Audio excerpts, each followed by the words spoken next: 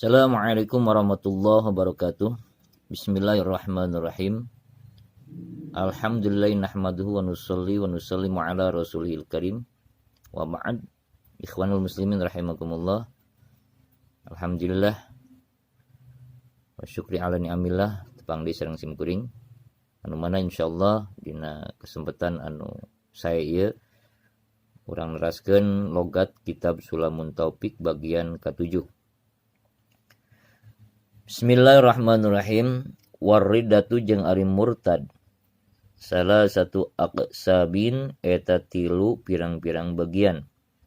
I'tiqadatun tegasna kahiji murtad patekadan, wa af'alun jeung kaduana murtad pagawean, wa aqwalun jeung katiluna murtad ucapan. Wa kullu qismin jeung ari saban-saban bagian yata sya'abu eta narima nyabang itu kullu qismin su'aban katsiratan kana cabang anu loba.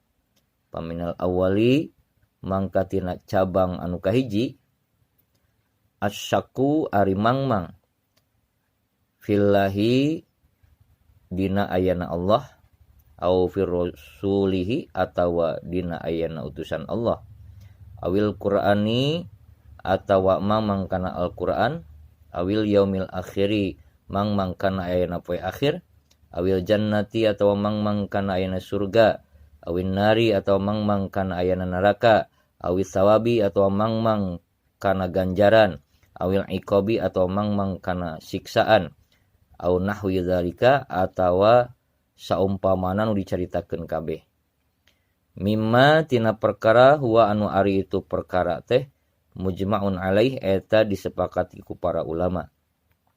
Awi taqoda atawa nekadkeun si jalma faqda sifatin kana eueuhna hiji sifat min sifatillah tina pirang-pirang sifatna Allah taala bari mahlur Allah al wajibati anu wajib lahu ka Gusti Allah ijma'an kalawan kesepakatan para ulama kal ilmi sapertikeun sifat ilmu.